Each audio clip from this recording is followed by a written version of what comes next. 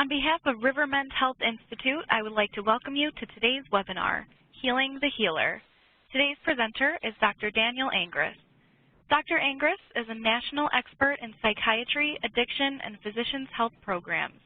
Currently, he serves as the Medical Director of the Positive Sobriety Institute, as well as Chief Medical Officer of Rivermend Health Addiction Services.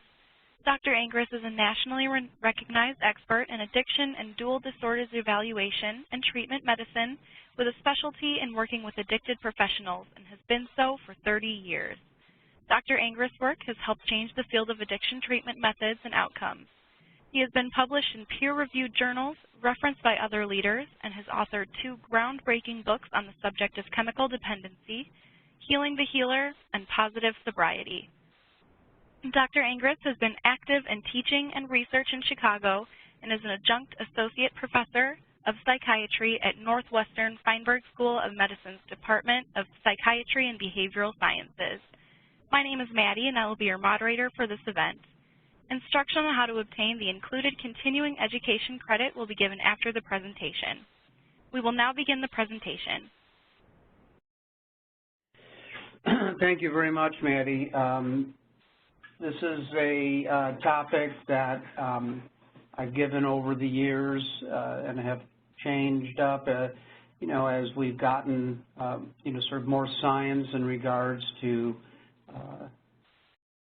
physician wellness and some of the changing climate and atmosphere that, physicians in particular and other healthcare professionals in general are working in today.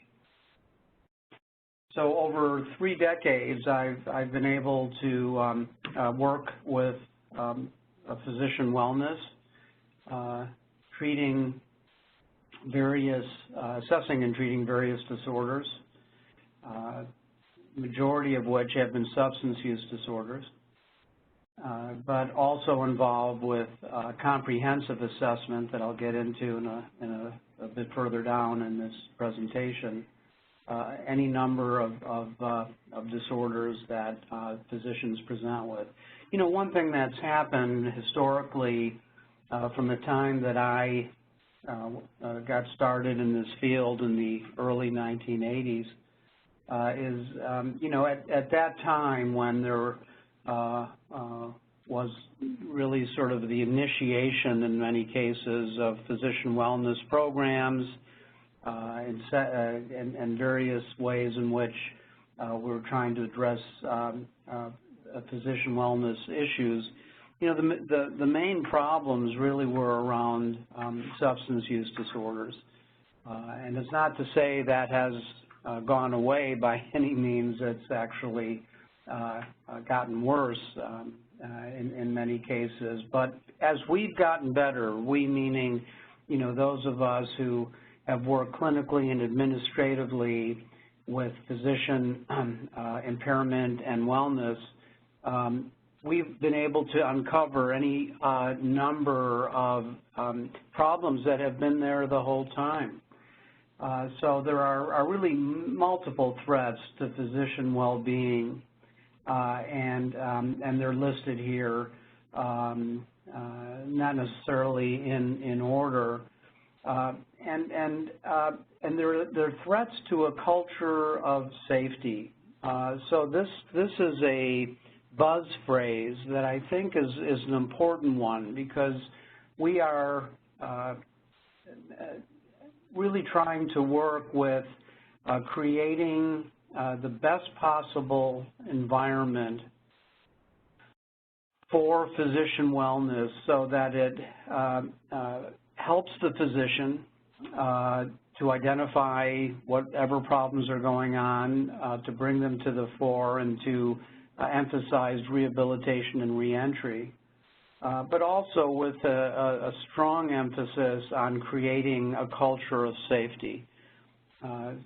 We have learned over the years that this involves a balance, which we'll get into. It's a balance that has to be deliberate, compassionate,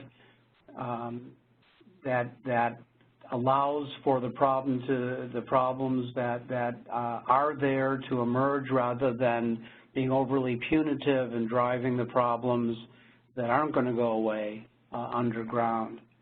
And this creates and assists in a culture of safety, and that safety is also obviously for patient well-being and care in the foreground.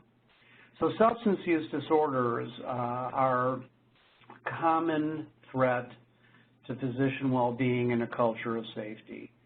But there's a number of other problems that can and do occur. Mood disorders such as major depressive disorder, dysthymia, or more of a chronic depressive problem, or mood instability disorders such as bipolar disorder, cyclothymia.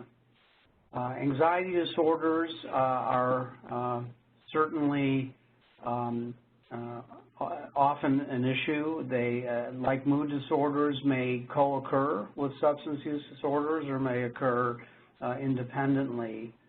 Anxiety disorders, of course, include things like generalized anxiety, post-traumatic stress and post-traumatic stress disorder, obsessive-compulsive disorder, and any number of other sort of stress-reactive conditions that might be more transient and environmental.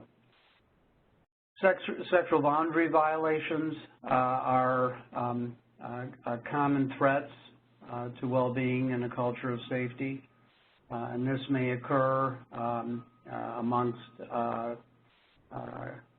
working peers. It may occur with patients and their physicians.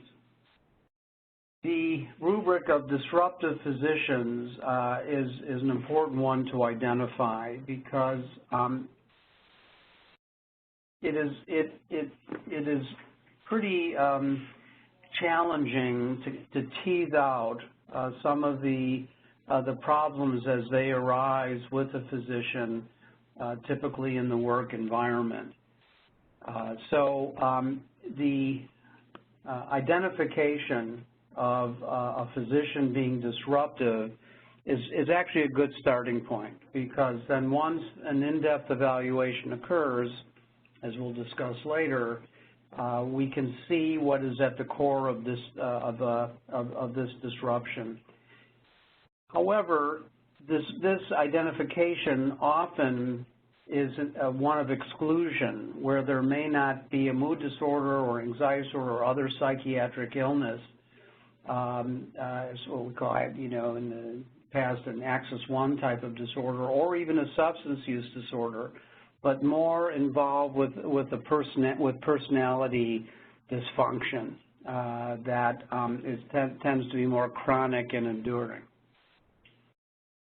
Misprescribing of substances, which can be involved with substance use disorders. It can also be criminal activity that we see with some of the drug mills, or it can be what we see more and more today, the physician under pressure, to see a lot of patients, many of whom have chronic pain issues, and others who are drug seeking. And then cognitive impairment, which can occur at any age and may involve any number of problems, including the ones I just mentioned, but may also be a factor in aging. The concern of cognitive dysfunction amongst physicians is increasingly something that we and others like myself have to address. So what is really a culture of safety, and why has that statement been cultivated in our field? This is what I describe as a tough love balance. So there is a critical need to ensure safe patient care, and in so doing, identifying physicians whose practice is impaired on some level, and at the same time advocating for the physician while we maintain confidentiality and the highest ethical standards in this advocating stance that we take. But at the same time, this balance requires that there is a degree of transparency and accountability on part of the assessor, and that the assessment team, as well as the treatment team, has expertise in working with this population. You know, too often there's been extremes, and the balance has been thrown off. So there's been the extreme of overly advocating for the physician and not having the degree of expertise and transparency. So there's a physician who appears to be in trouble. They're told, you know, by administration to go see someone. They see a psychiatrist perhaps in the community for an hour. There's no collateral information. Nothing really gets looked at in depth. And the, you know, physician gets a note that they can return to work. So this is sort of the extreme that we've seen in many sectors for decades that really can, you know, does not address, you know, the balance as we're describing it. The other extreme is that there is a punitive response on part of hospital administration as we see more employed physicians. We're seeing, unfortunately, a bit more of this than we'd like to, where, you know, for reasons of potential liability, for example, that, you know, the physician in some cases may simply be fired out of hand for any of the aforementioned behaviors. So it's really, this of course doesn't work either, because it drives the problem underground. And so the balance has to be really ensured, and is a delicate balance that will typically give the best possible outcome. So one could recognize that, you know, physicians are an interesting group, you know, to work with. You know, we tend to be a very good outcome group once a problem is identified and there are, you know, specific ways to, you know, to work with rehabilitation and reentry. We have some of the best outcomes across the board, whether it's substance use disorder or other types of problems. But there are definitely barriers for us. For one thing, we can see ourselves as healers, and of course we're used to being on the authority side of the desk, if you will, and that kind of creates difficulty for looking inward, for introspection. We often attempt to diagnose ourselves, frequently incorrectly. So we can be excellent diagnosing others, but when it comes to looking, you know, at ourselves, we often just shortchange ourselves.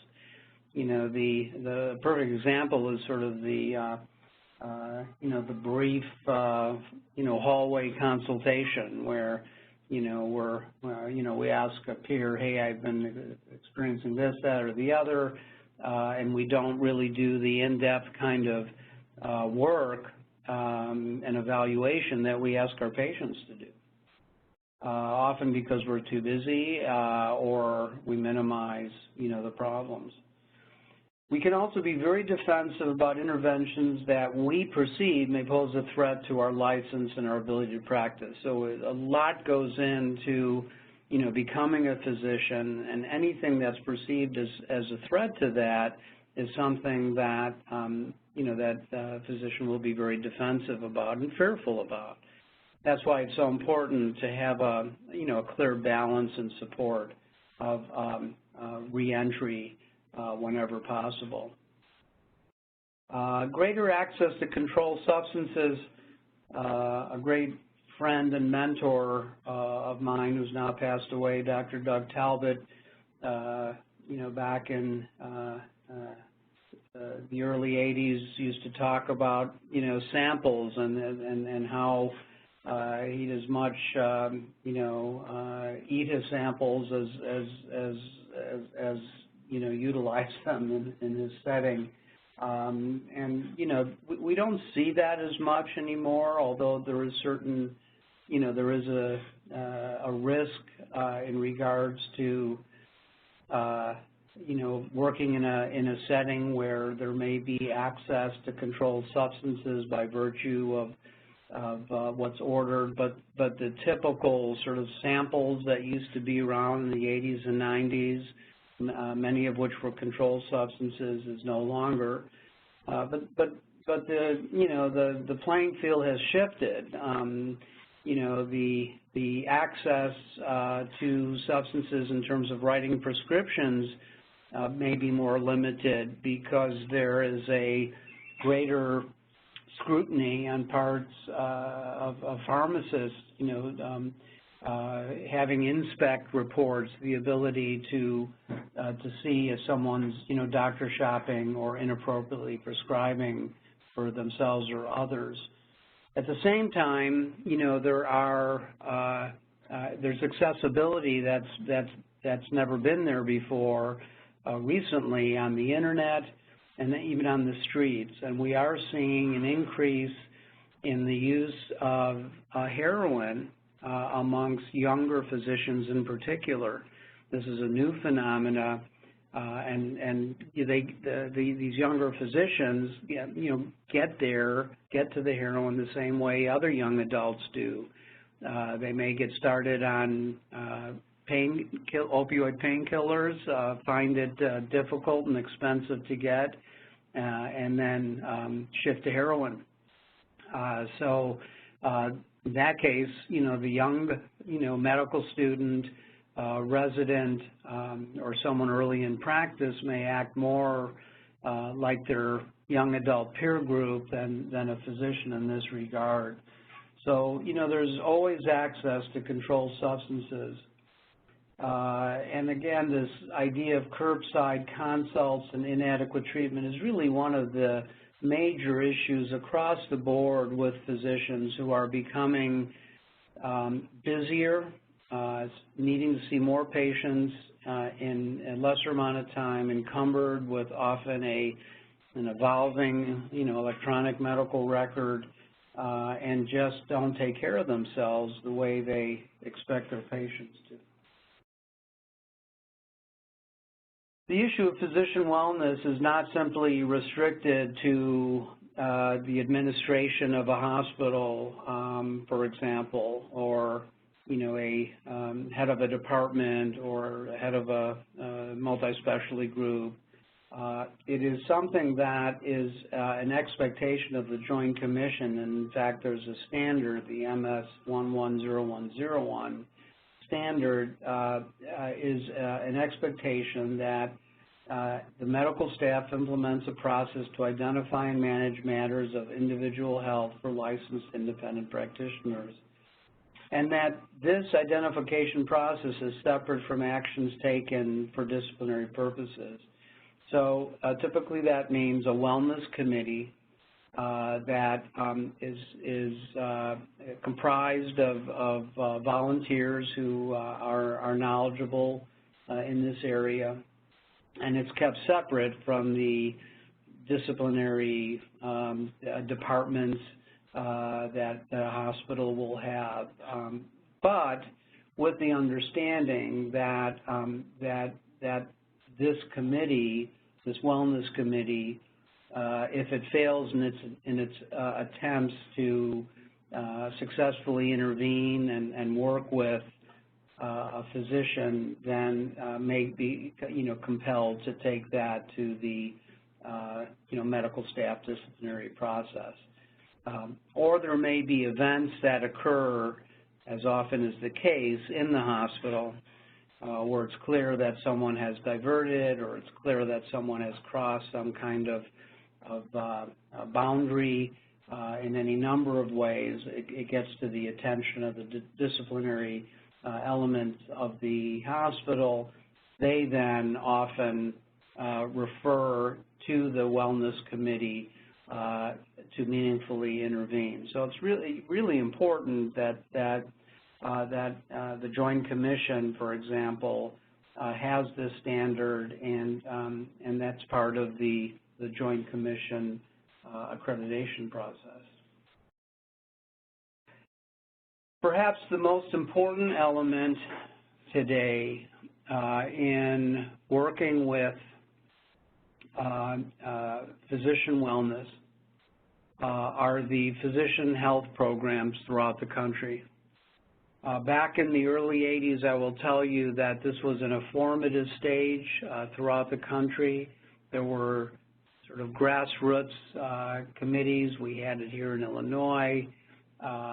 They were, throughout the country, but much less the formal process that we have today, where physician health programs that are typically responsible for assisting with intervention, with triage, for assessment and treatment, and certainly for monitoring for a minimum period of typically 5 years, have different relationships with agents in their state.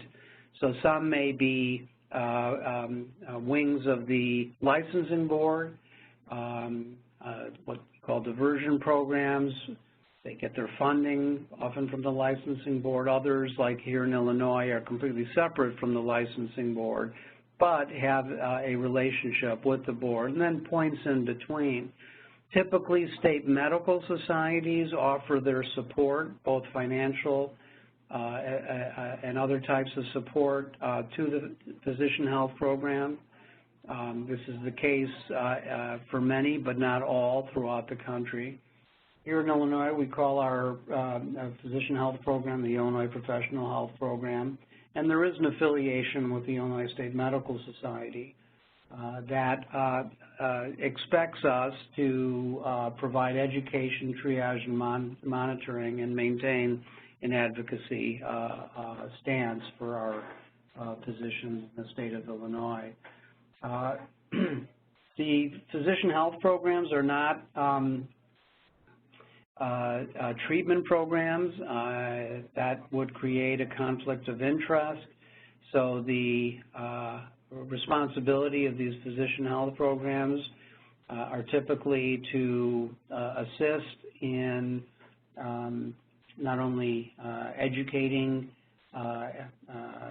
entities in their state, but also for assistance and triage to the assessor or treater, and then the long-term monitoring. And we know that the best outcomes for physicians when it comes to substance use disorders are involvement with the physician health programs and their minimum 5-year monitoring. Talk about that in a moment, too. So typically today, more than ever, when a physician wellness program, let's say that's hospital-based, or more likely a physician health program that's state medical society affiliated, has a problem, physician, even if they suspect that, let's say, something like substance use disorder is what's going on, there typically is a greater emphasis on getting a comprehensive evaluation. And that's typically with a vetted group of programs that have demonstrated the necessary elements that can appropriately do a comprehensive evaluation and determine what, if any, impairment is there, and if it is there, what should be done. This typically is a multidisciplinary team process, as I mentioned earlier. Having one person do a brief or even extended evaluation is not nearly as effective as having a team of experts from different disciplines that pull together a comprehensive evaluation with an emphasis on extensive collateral data. Of course, these are done with appropriate releases and are arguably as important as the evaluation itself, getting the extensive collaterals from the workplace, from family, from associates, the more the better. Very often and typically a neuropsychological screening or extensive testing, depending on how someone is presenting, needs to be part of this evaluation. Comprehensive toxicology, when it comes to ruling out substance use disorder, which remains a very prevalent reason why there is impairment amongst physicians, having the level of sophistication in toxicology today really contributes to a good comprehensive assessment. For example, doing a hair analysis today that can give us typically a 3-month window into someone's use for substances, including alcohol, is such an important element. We can do the same kinds of 3-month types of analysis with fingernails as well, toenails. But having this ability to, have a much longer window that can tell us, particularly if there's been extensive use of substances, is very important. And of course, matching these with inspect reports that allow us to see what's been prescribed, either self-prescribed or prescribed typically by others, and then pulling that together with a very sensitive urine screening or PEth studies or blood studies that can give us a greater window into recent alcohol use. These toxicologies are critical, along with obviously extensive collateral data and multidisciplinary team findings when it comes to substance use disorder, either to rule it in or to rule it out. And of course, a detailed, coherent report, and one that would stand up if necessary in a court of law or a deposition. We're talking about that level of detail, which then, requires, having a team leader that can navigate the necessary elements of a good comprehensive evaluation.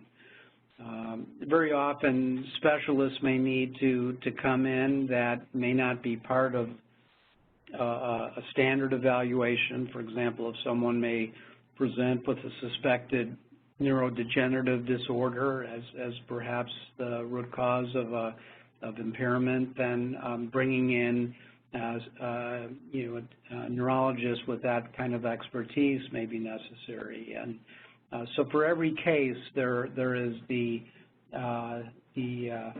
important options of adding to the team of experts in looking at a comprehensive eval. Now, specifically addressing addiction in physicians, and again, even though we are much more sensitive to, the disruptive physician, personality variables, just plain bad behavior, degenerative medical or psychiatric processes, mood disorders, other psychiatric illnesses.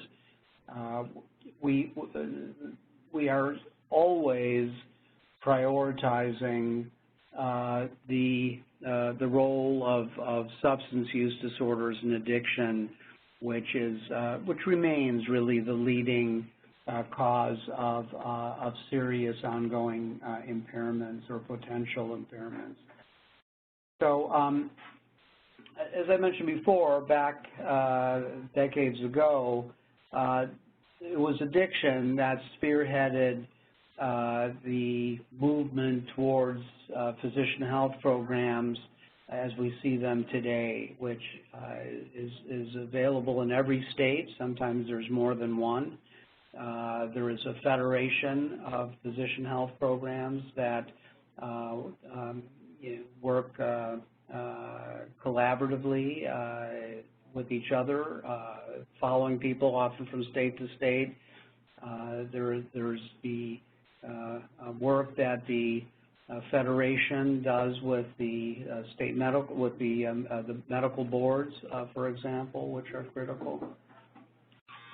There's a model that was spearheaded by working specifically with addiction that's now broadened to the areas I just mentioned. But this represents the most successful intervention, treatment, and reentry that we see amongst impairments for any profession, and the outcomes are really excellent, and in particular with substance use disorders. The same holds true for treatment as it does for assessment, and that is to say it should be multidisciplinary. There should be proven expertise amongst a multidisciplinary team at a treatment program that is conversant with physicians and their unique and special needs. The treatment program should be physician-driven, should be a medical model. There is ongoing data that involvement with 12-step recovery, along with appropriate treatment and monitoring, creates the best outcomes. A therapeutic community of peers is essential. The way I see it, you cannot have a specialized treatment for physicians or any healthcare professional without having a community of healthcare professionals. The healing comes from a therapeutic community, and that means there has to be the ability for bonding and connection with peers. Family involvement, of course, is critical and should be extensive, ideally even having 3-day or longer intensive family involvement on a monthly basis. Obviously, a very comprehensive evaluation of comorbidities, psychiatric and medical, and a very serious look at what we call AID, or addictive interactive disorders. So we understand that addiction is a disease, and that the areas of the brain that addiction to substances involve also are involved with other types of addictive and compulsive behaviors. And the big three are gambling, sexual compulsivity, and compulsive eating patterns. Arguably even restrictive patterns affect this reward circuitry that's common to all addictive behaviors, as well as substance use addiction. Addressing work and legal issues are critical, so there really needs to be a very careful analysis of the workplace, involvement of the workplace with proper releases, so that the workplace supports recovery in a way that that will lead to your best outcomes. Well-being strategies, so of course medication-assisted treatments and all other psychotherapies are critical, but also well-being strategies like meditation, exercise, proper nutrition have to be part of the treatment philosophy. And of course total abstinence, that may seem like obvious, but it is not. There are programs that promote moderation management. This is, of course, ill-advised for anyone in our estimation, but certainly for those who are in safety-sensitive positions. Reentry is part of the issue in regards to the responsibility of an appropriate treatment program to get the best possible outcomes. Just summarizing this, as I've done in a book by the same name of this presentation called Healing the Healer, the vast majority of physicians with substance use disorders return to work, and they return to work right after treatment. And that's encouraging. Now, there may be some significant changes, even job changes, but certainly, changes in regards to, balance between work and program and family, the amount of stress that needs to be looked at and minimized, the expectations of monitoring both within and outside of the workplace. The vast, though, majority of physicians do go back to some kind of work setting, either part-time or full-time. In some cases, there's delayed return where it may be necessary for 3, 6, 9 months or a year for a physician, particularly one who's been very advanced in their disease. They just may need to take that time to prioritize the recovery, and on occasion may even need to retrain. We see this in particular with some of the more high-risk specialties like anesthesia, ER medicine, and retraining may need to be part of that delayed return. And then no return, which is really unusual. It happens.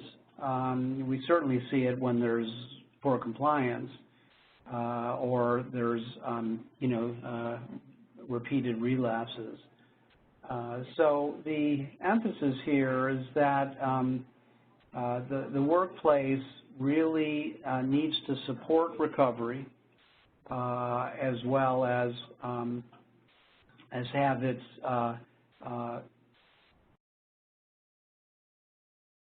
role in making sure that there's complete compliance and accountability.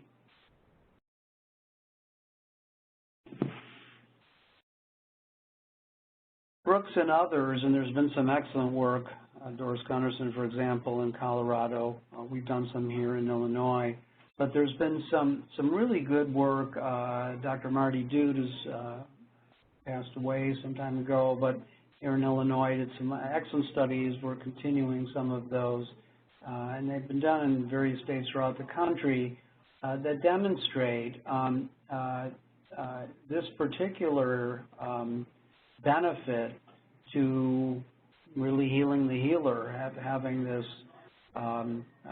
culture of safety, having this emphasis on proper identification, rehabilitation, and reentry. And the data all shows consistently that no matter what the problem is, whether it's substance use disorder or some kind of psychiatric illness or any of the other issues, even disruptive positions, that involvement in a physician health program for the long term, for 5 years or more, translated clearly into a reduction of malpractice claims with typically is 20% reduction, which is considerable. This is actually a very good way to measure, the importance of this balance in terms of promoting a culture of safety.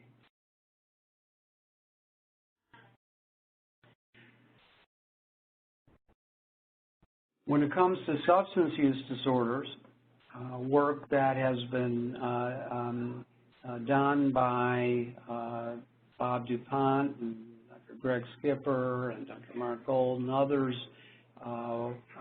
represents more recently some of the work that Dr. Talbot and I did back and published back in 1999, and there's been other studies as well. We've done some recent studies weaving in personality variables, for example, with outcomes. But the overall data has remained consistent that for those individuals who have completed treatment and commit to typically physician health program 5-year monitoring have nearly 80% abstinence rates. The studies that we had, that Dr. Talbot and I collaboratively did and reported in our book, Healing the Healer, found that the risk of relapse, and this would make logical sense, is greatest in the first year, and the more time someone has in sobriety, the rate of relapse appears to substantially increase. Another very interesting element that we found, Dr. Talbot and I found, was that for those who did relapse, 50% of those had what we call slips, where it was caught early. Typically, the physicians self-reported very often that they had slipped. And those individuals in particular were able to go on and have multiple years of total abstinence. So there is a very big difference between a relapse that is something that's involves deception and is ongoing, as opposed to slips that can also often convert into long-term sobriety. So that 80% actually is bettered by the fact that that a number of relapses fall into this category. There's a number of relapse risks. Dr. Talbot and I named several. There's been others who have looked at relapse risks. The field that someone specializes in certainly contributes. Anesthesiologists, especially addicted to fentanyl or Sufenta, are at the highest risk of relapse if they stay in anesthesiology. That does not mean that anesthesiologists who are addicted to drugs that they divert from the OR can never go back, to the OR. It just means we have to be aware of the heightened risks, which also include often accidental and fatal overdose in relapse if it does occur. We can lessen the risk by the use, for example, of medication-assisted therapy, and specifically the injectable form of naltrexone, like Vivitrol. Very hard to override that effect for opioids. So there are ways to minimize risk, but there are still substantial risks for certain groups, of course, anesthesiologists being one of them. Comorbid patients, particularly with depression, significant major depressive disorder, along with addiction, appear to be at higher risk. There are some studies that suggest that opioid addiction, that opiates as the drug of choice, corresponds to increase in comorbidity, which then can lead to increased risk of relapse. And of course, if we're looking at the epidemic that we're seeing with prescription painkillers and now heroin, especially in our younger adult physicians, we are, actively monitoring how this is going to impact risk for relapse. And of course, lack of family or workplace support, either one of those are going to factor in to greater risk of relapse. So to summarize, physicians have very good outcomes for addiction-related issues, substance use disorders, other types of addictive behaviors, and other mental disorders, with the caveat that they are appropriately assessed, treated, and monitored. And when that occurs, we really have substantially good outcomes that is very, of course, good for the physician and their families, but also good for the community at large, because actually what we'll see is that an appropriately treated physician is going to be statistically, arguably at lesser risk for having a problem that could affect their this culture of safety that could affect patient care than someone who is unknown. So there is every incentive, particularly from the standpoint of this culture of safety, of protecting patients by bringing the problem to the fore and having this sort of tough love balance that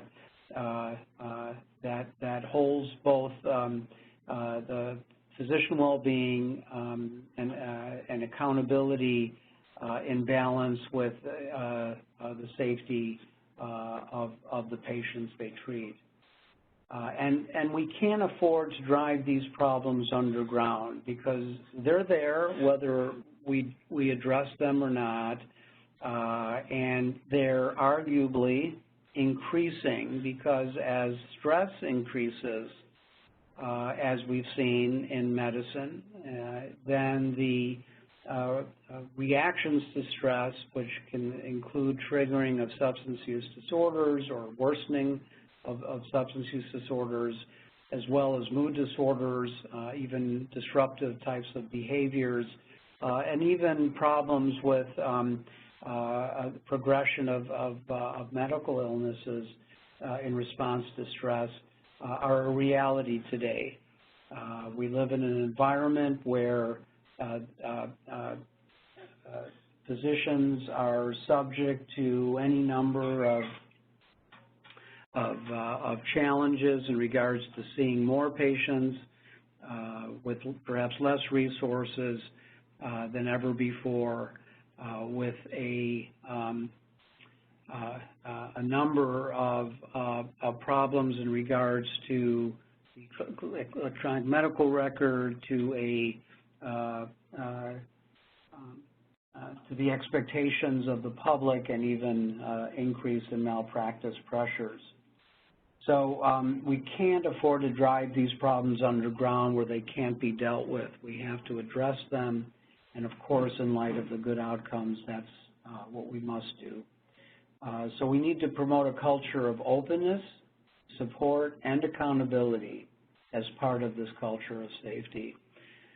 So I'll end here, and we have some time for questions. We will now begin our question and answer session. You may still submit questions through the chat box to the right of your screen. If you would like to ask your question live, please call in using the information posted in the chat box to the right of your screen. If you are already dialed in, you can simply press *1 and you will be placed into the live queue. Please remember to take your phone off of mute before asking your question. And there was one question that someone had sent to me. So they asked, how many medical malpractice cases are attributed to physician impairment from drugs or alcohol? Is there any education coming from the attorneys or firms as to the liability associated while practicing while impaired? You know, I don't know that anyone can answer that question. It used to be that actually tying a bad outcome to impairment, especially substance use disorder, is a challenge because very often it's in retrospect that we may know whether or not there's been a bad outcome, and it becomes very hard to tie in real time that outcome to, let's say, active substance use or any of the other areas. So I think if we extrapolate to the improvement that we see in malpractice claims, by a minimum of 20% less claims, I think we could probably come up with, some kind of practical paradigm that suggests that at least an increase of 20% of malpractice may and well be due to active impairment of some kind. I think that's the only data that we can kind of extrapolate backwards to, as far as I am aware. Maybe others, know something different. And I'm not showing any further questions at this time. Did you have any closing remarks? Well, there is a question here that I'm seeing on the board. How can the same success of treating physicians with substance use disorders be converted to the non-physician population with the same problems? I think this is an excellent question, and I think that that we should be able to learn from the very good outcomes that we see with physicians. And thankfully, we have the same kinds of outcomes, arguably perhaps even better with commercial airline pilots, for example. But how can we translate these outcomes? Well, there are certain things that are hard to translate, so the degree of accountability in the workplace is so variable. So without having the kinds of expectations of a hospital or a licensing board, it's sort of variable as to, even with other professional groups, but certainly the general population, that work accountability may not translate even similarly at all. However, everyone's accountable for a number of things, and especially families. So, accountability in the family system.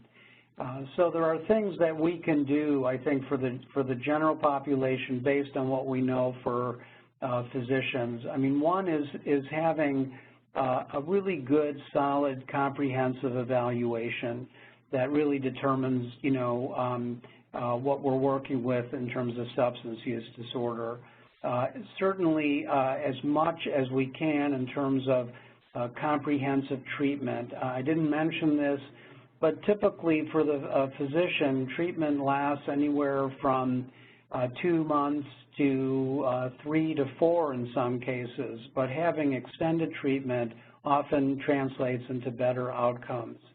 The ability to have strong family involvement, and perhaps most importantly, an emphasis on continuing care for at least 2 years and longer, if possible, with accountability, including random urine, hair, and other types of screening methods that hold people accountable, and also engender a sense of pride and accomplishment in their abstinence and recovery.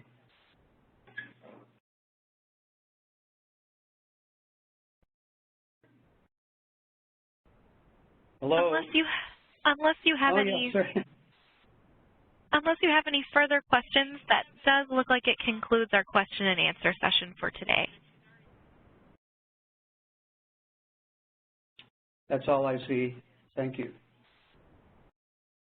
All right. Did you have any closing remarks for our audience today?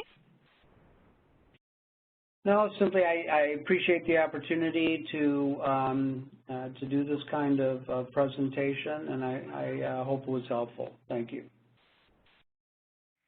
For more information on upcoming webinars and previously recorded training from Rivermend Health Institute, please visit education.rivermendhealthinstitute.com. Rivermend Health Institute provides the latest evidence-based research and clinically relevant information for those who are caring for patients suffering from behavioral health issues, such as substance use disorder, anorexia, bulimia, and binge eating. As such, we want to make sure that we are bringing you webinars relevant to your needs. If there is a pressing topic not currently on our roster, please email your suggestion to education@rivermendhealthinstitute.com. Ladies and gentlemen, this concludes today's event, and on behalf of Rivermend Health Institute, I would like to thank you for your participation.